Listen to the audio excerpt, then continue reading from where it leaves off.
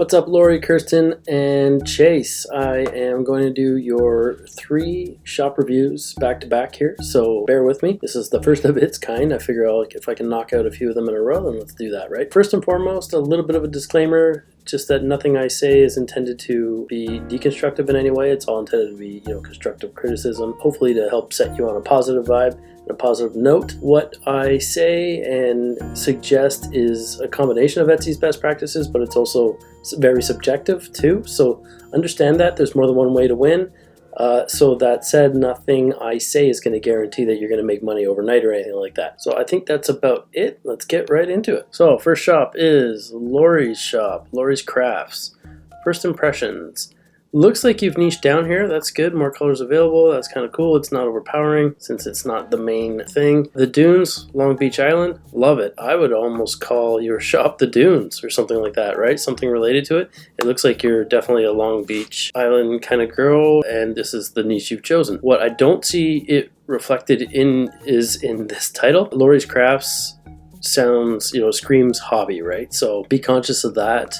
You want to basically sound like you're running a business and not a perpetual hobby or anything like that, right? You've got your star seller, that's great. Lori Knox, welcome to Lori's Crafts. I created my shop in 2019 with just a few products. I've since branched out to try and stay on top of new trends and products. That works. This works more so in the About Me, so let's click on that and see what we got here. So the About section, you've got nothing here, so I would definitely fill that out using this, and then this, use that for, it's a shop announcement, right? So if you're going to have any kind of sales or anything like that, you can definitely, put something there. Let people know if there's a discount coupon, if there's something trending in terms of social media. I see you have checked me out on social media for updates.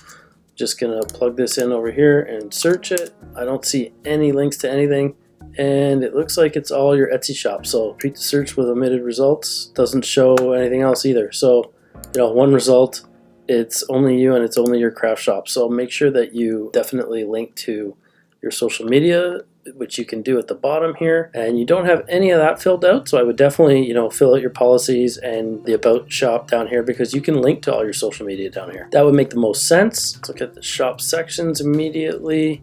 So you've only got a few seconds, like 3 seconds to get a sale, and the average customer is going to bounce within about 8 seconds after hitting your page. So you have to secure a sale in that time. And if someone's going to go to Bags and Totes just to see one tote, it's kind of a massive waste of a click, right? So you definitely want to respect the customer's time and make sure that whatever they click on is worthwhile in your shop, right? There's got to be a transactional kind of relationship here where they click on something, reward them with something, right? Reward them with a bunch of exactly what they're looking for, so that they don't end up wasting their time or feeling like they don't have enough stuff after that click to look at, or maybe, add to cart. They're not wowed, they're not enthused at all. Yeah, so that said, I would definitely kind of shrink these down into things that make sense. So you got, or go by style if you're going to do that instead of products, so that way you can spread them around a little more. But I would condense these to like 7 or 8 tops,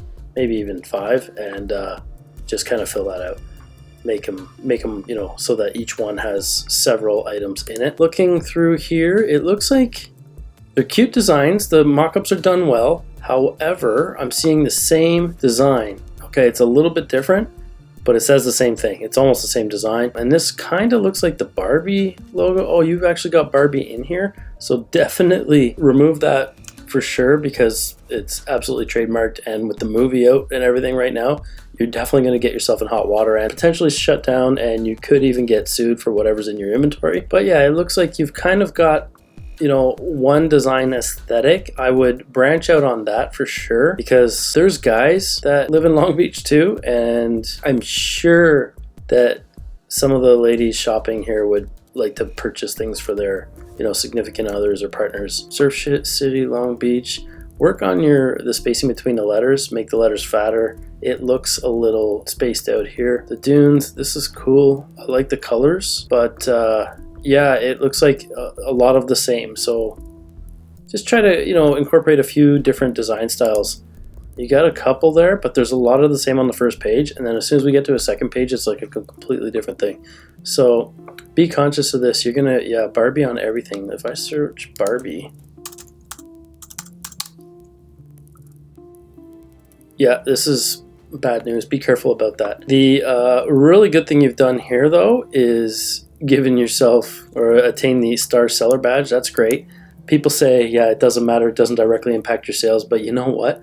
When you come to a shop and you see a star seller badge, you can hover right. It says you've got an outstanding track record, 5 stars, dispatched orders on time, blah, blah, blah. It tells people that you care about them and that you care about your business. Primarily, it shows them that, you know, you care about the customer, and that's ultimately what the customer wants and what Etsy wants, right? They want the best possible experience for their customer. So well done in that respect. I would definitely just try to change up some of your design styles. It's a lot of repetitive stuff again. But other than that, I think you're on the right track. Try to incorporate some other things that go along with Long Beach. You know, you would know the lingo more so. There's got to be kind of like some slang, some Islander slang that only people on Long Beach use, right? I think that would be like a friggin' treasure trove of new design inspiration there. That's it for that one. Good work so far. Keep working on it and get rid of the Barbie stuff. That's paramount. Maybe even look at a name change here. And whatever logo that is, I cannot understand what it is. Be conscious about that. The dunes sounds like a great logo. This looks awesome. So yeah, I think those are a couple of changes you can do pretty quickly and, you know, get the ball rolling. All right, thanks for dropping your shop. And on to the next one. We've got good stuffs. So first impressions, good stuffs, gifts, mugs, t-shirts and stuff. Unique gifts, everyday objects, original designs. Cool, it's cute. It's not too cluttered, which is nice. Smooth dispatch. So going right from a star seller to this, I would, you know, do whatever you can to try to regain that star seller badge. As I was mentioning in the previous one, it's a good way to instill consumer confidence. Customers now are starting to understand what it is, so I would definitely make sure that you have it there if at all possible. Let's just see here about us. Lux pillowcases. Yeah, that's cool. I would maybe pull out the delivery dates that you can't guarantee. Okay, yeah, you've got some upgraded options. I would probably just adjust my shipping profiles to kind of give you that option there, so maybe you don't have to be as wordy with some of this stuff. It's a lot. I don't know if anyone's going to get through reading it. Try to make it maybe more bullet pointy if it's things that people are going to need or that you want them to actually read. A little less wordy, a little more concise and more punch. Looking at stuff here, you're all over the place. So I would absolutely say to niche down in some respect. You've got 399 items. You do have some sales here, but if you want to make a lot of sales, you're going to need, you know, another 1,000 items, no problem, just to even stay relevant. And at that point, it's going to be, you know, a competition of trying to stay on the most relevant trends and that sort of thing. So you're not going to be able to even get off the gas pedal, and it's a massive recipe for burnout. That said, looking at your shop sections, yeah, not a bad job in terms of diversifying and you know, having enough items worth clicking on in each, because we don't want to waste the customer's time. Let me just look at your sales. Yeah, okay, so your sales, most recently you've been selling cups and tumblers, so you might want to go towards that. It looks like that's kind of what's been trending for you. See, that's a great design. I love it. What are we looking at here? So let's look at and I can't stress enough the fuck. That's great. That's funny. Let's check this out. You're doing this right. You've got the asterisks in there. Tags, you're supposed to have mature. I don't know if they care anymore, but you were supposed to have the asterisk, which you do, and censored the word. I don't know if they really care anymore. You'll have to look on the content policy in the seller handbook, and you were supposed to also have had mature in the tag at least.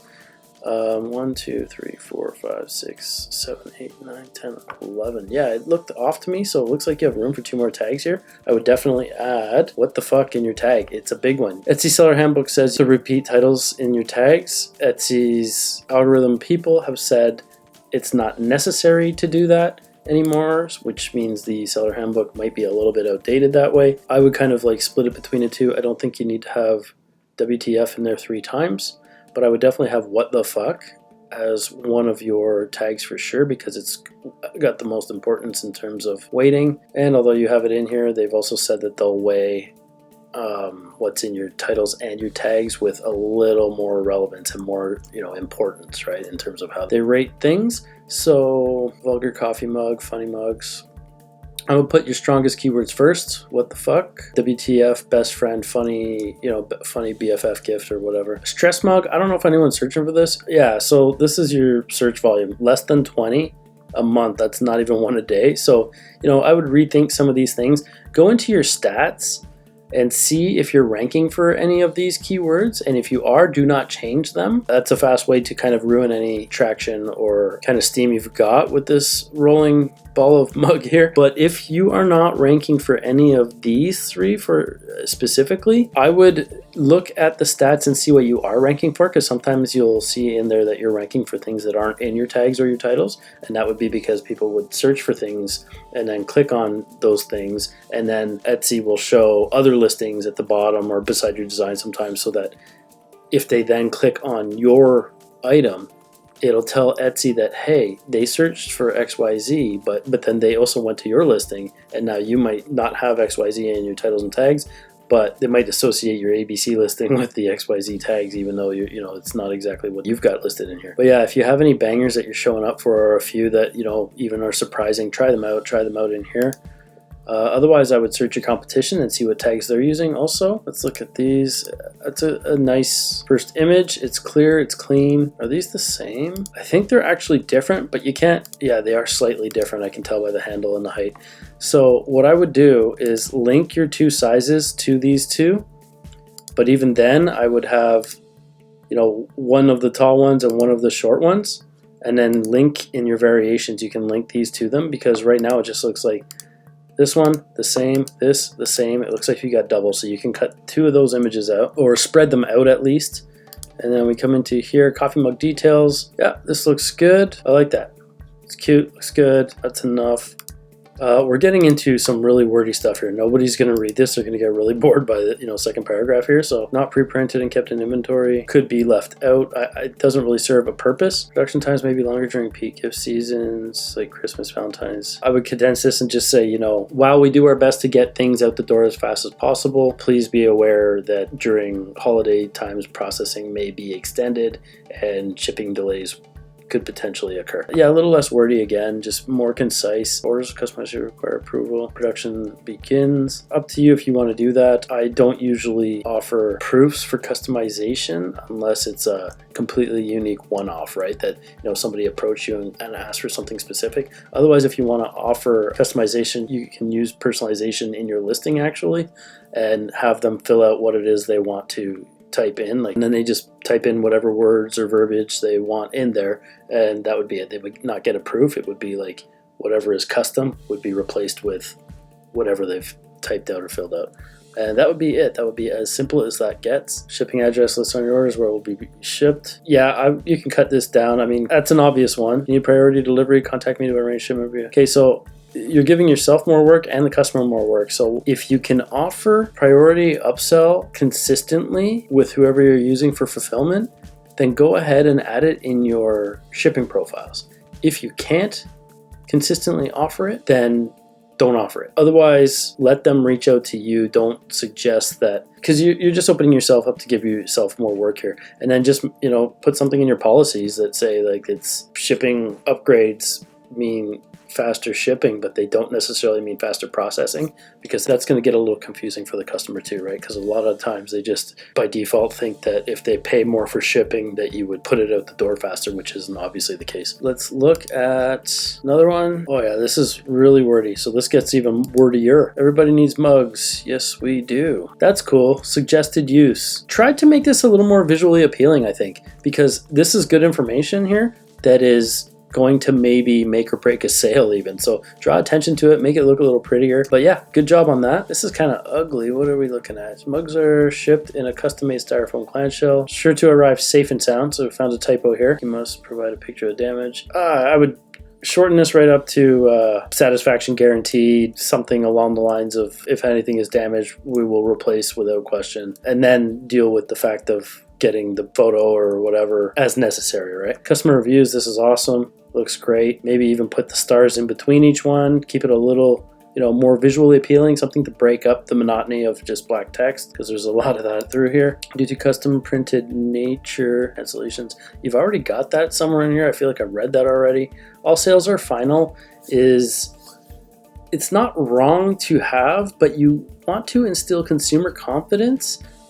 And this is kind of the opposite of that. It instills a sense of doubt or apprehension, if that makes sense. So if a customer's on the fence about checking out or adding to cart, it may very well go to the cart, but they may never check out if this is the last impression, the last card they've got, and they look and all sales are final. They probably had no intention of returning it, but the fact that you're stating all sales are final might, instill a little bit of doubt as opposed to confidence, right? Hope that makes sense anyway. And you've got more of the same broken items. So at least delete one of those. Otherwise, I think that looks all right. The photos look great. I would zoom in on the designs here. A little too much white space. It doesn't look anywhere near the same aesthetic as these. It looks like it was kind of thrown together here, pushed with maybe POD mock-ups, which is unfortunate because they don't always look awesome. I would invest in some mock-ups from Etsy directly, kind of like these things, and put your designs on those. So I think you got a good start here. You're definitely making some sales. It looks like, certain things are selling better than others. I would definitely niche down a bit. I think you'll find it way easier to crank out more relevant designs instead of chasing trends and what's kind of, hot or what's already out there. This looks like very similar Creative Fabrica stuff that is already out there, right? Kittl makes it easy to kind of use inspiration from this stuff and make it more unique, so maybe check that out a bit. You're already on the sort of right track. Your reviews look good. So where did we lose? Okay, so you got 2 bad reviews. That sucks, but that's not the be-all end-all. And then it would be, your customer messages too.